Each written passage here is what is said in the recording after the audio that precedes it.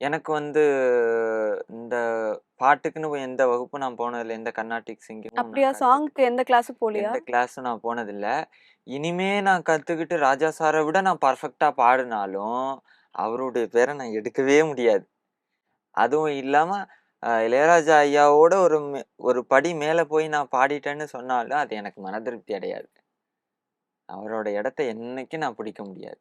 So நீங்க வந்து class எதுவும் போயிட்டு நான் கத்துக்கல அப்படின்னு சொன்னீங்க. அப்போ நீங்க எங்கருந்து இந்த சாங்ஸ் எல்லாம் பாட கத்துக்கிட்டீங்க? எங்கேருந்து கத்துக்கிட்டேன் இப்ப டிவில கேட்கறது தான். எங்க அம்மா வந்து 90ஸ், 80ஸ் சாங்ஸ் எல்லாம் நெறைய பாடுவாங்க. எங்க அம்மா அடிக்கடி சொல்லுவாங்க. "அ சரண் நீ வயித்துல இருக்கும்போது நான் வெறும் இளையராஜா சாங்கா தான் பாடுவேன். வெறும் பாட்டா பாடுறதுனால தான் நீ மேபி நீங்க பாடுறியோ" அப்ப வயத்துல இருக்கும்போதுல இருந்து இப்ப வரைக்கும் இளையராஜா சார் சாங் தான் கேட்டுட்டு இருக்கீங்க. கேட்டுட்டு இருக்கேன். அதான் நான் என்னோட ஏவில சொல்லியிருப்பேன்.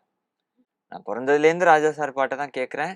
இப்பவும் ராஜா சார் பாட்ட தான் கேட்டுக்கிட்டு இருக்கேன். இனிமேவும் அவரு பாட்ட தான் கேட்பேன். இப்போ உள்ள மியூசிக் டைரக்டர்ஸ் எல்லாம் எனக்கு பிடிக்கும். நான் பிடிக்கலன்னு சொல்லல. எல்லா மியூசிக் டைரக்டரையும் எனக்கு பிடிக்கும்.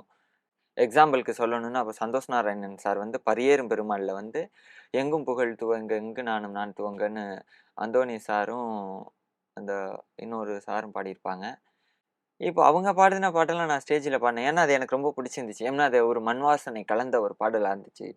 சந்தோஷ் சார் மியூசிக்ல அத நான் ரொம்ப லைக் பண்ணி பார்த்தேன்.